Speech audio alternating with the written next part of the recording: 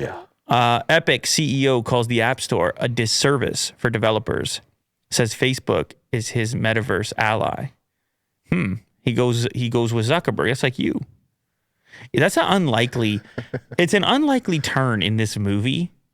The lesser of two evils, I guess. The movie of the life that we're leading and the internet and even yourself. Like there was a time where it seemed like Zuckerberg was unstoppable.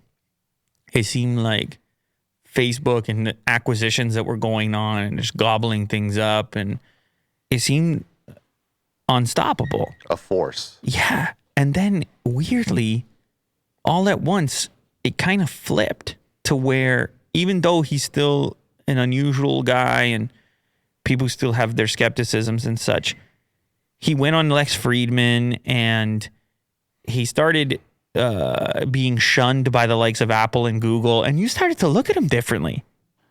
They removed all of his products and they took away his tracking and they made him speak in Congress 10,000 times. And okay. Well, Cambridge Analytica. That was like a big one. But that was a while ago at this point. Yeah. That was, getting back to internet memory here. Mm-hmm.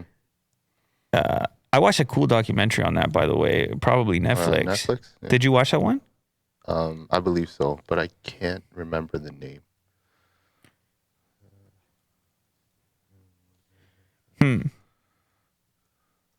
Well, anyway, The Great Hack. The Great Hack. Yeah. Shout out Jiggle. Happy birthday. I don't know. I could be crazy. This could be just my own perspective. It could be the fact that you've influenced me with all your meta stuff.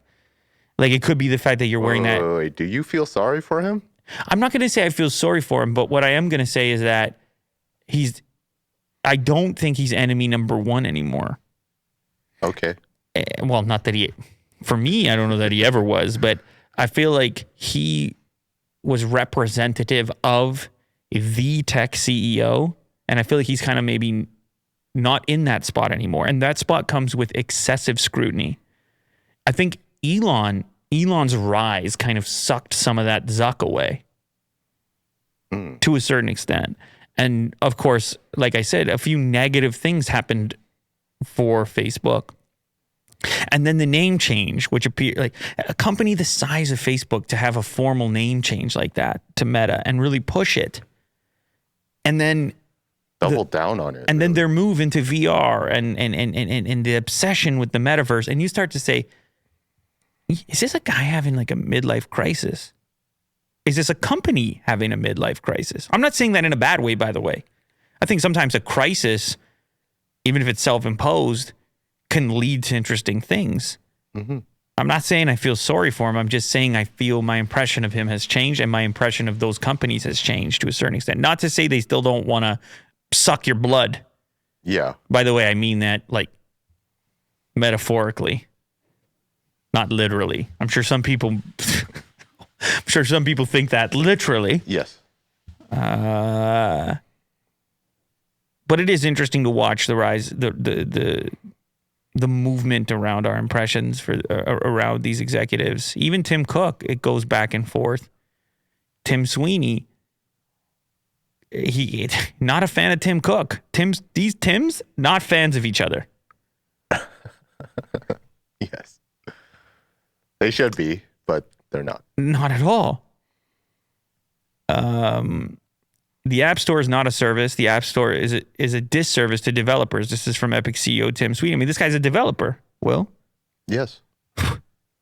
Who would know? I mean, he's got all his own financial incentives. In his never-ending battle against the so-called Apple App Store and Google monopoly, the owner of Fortnite tackles the Cupertino policy and calls Facebook an ally on the metaverse. Even though Facebook doesn't seem to have a lot of fans or fandom, here you have a situation where Sweeney sees them as potentially valuable in his quest against Apple. Mm-hmm. Well, they have to partner with someone. Well, they don't have to, but I think this. What is that? Well, the enemy of your enemy is your friend? Yes. Just to let Tim Cook know that you're not like above anything. You know, we're all in the even playing ground here. You know. Yeah. Shout out to Jiggle. Happy birthday. As well, I got him. I got it earlier, didn't I? Oh, did you? And also, and switched to Samsung CNN Plus Ultra. Oh, okay. Shout out for that too. Last year, Judge Yvonne Gonzalez Rogers ruled that the App Store and its guidelines do not violate antitrust laws. In the Epic versus Apple case, Epic CEO Tim Sweeney was convinced that he knows more than the district judge, as he said she erred on her ruling. Screwed up, essentially.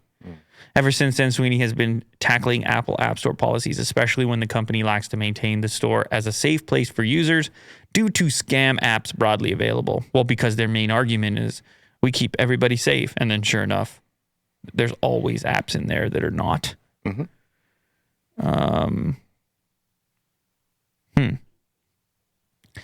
Yesterday, Apple published 2 independent pieces of research showing the iOS app economy now supports more than 2.2 million jobs in the U.S., and a 118% increase in U.S. small developer earnings over the past 2 years, which the Epic CEO calls a disservice to developers. Well, it's a 30% cut he doesn't like. He calls the 30% cut a monopoly since PayPal charges 3%, Visa and MasterCard 2%. We talked in the past how even if you give us a super chat on this show, Apple's going to get their 30% cut right away because you're processing.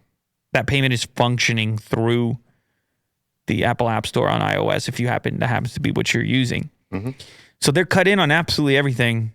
And I don't think Tim Sweeney's the only one who has his concerns about it, but I don't know what he can do. I'm sure there's some sort of appeal process. I'm sure this thing's going on for a while now. It's going to continue to go on.